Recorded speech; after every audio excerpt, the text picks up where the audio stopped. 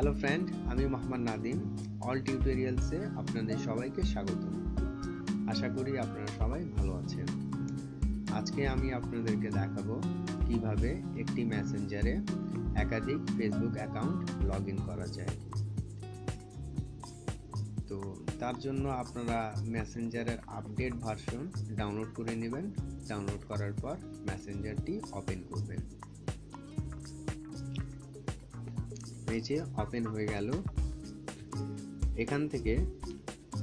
এখান থেকে আপনারা সেটিংয়ে যাবেন। সেটিংয়ে গিয়ে আপনারা এখানে দেখেন অ্যাকাউন্টস, এখানে ক্লিক করবেন। এখানে দেখেন যে আমার মোহাম্মদ নাদিম এই অ্যাকাউন্টে আমি লগ ইন অবস্থায় আছি। আর দ্বিতীয় অ্যাকাউন্টটি হচ্ছে যেখানে এটার নাম নাই, বা যেটা নাম আছে আপনারা বুঝতে পারবেন না। তো এখান থেকে আপনারা উপরে দেখেন যে একটা প্লাস চিহ্ন দেওয়া আছে, এখানে আপনারা ক্লিক করবেন। ক্লিক করার পর এখানে আপনারা নিজের ইমেল বা ফোন নাম্বার বা এখানে আপনারা একটা পাসওয়ার্ড দিবেন। পাসওয়ার্ড দেওয়ার পর আপনারা এখানে যে টিক চিহ্ন দেওয়া আছে এটা আপনারা সরাই দিবেন। তারপর আপনারা ওকে করে দিবেন। তো আমি আগে থেকে একটা অ্যাকাউন্ট এখানে করে রাখছি, তো এখানে আমার দুইটা অ্যাকাউন্ট অ্যাড হয়ে গেল। এখন যদি আমি চাচ্ছি যে দ্বিতীয় অ্যাকাউন্টে আমি লগ ইন করব, তাহলে এখানে শুধুমাত্র আমি ক্লিক করব কন্টিনিউ।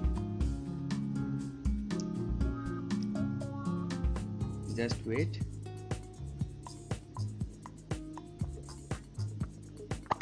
এই যে লগ ইন হয়ে গেল, কন্টিনিউ করে দিলাম। এভাবে আপনারা মেসেঞ্জারে অনেকগুলো ফেসবুক অ্যাকাউন্ট অ্যাড করে নিতে পারবেন। তো আশা করি এই ভিডিওটি আপনাদের সবাইকে ভালো লাগবে।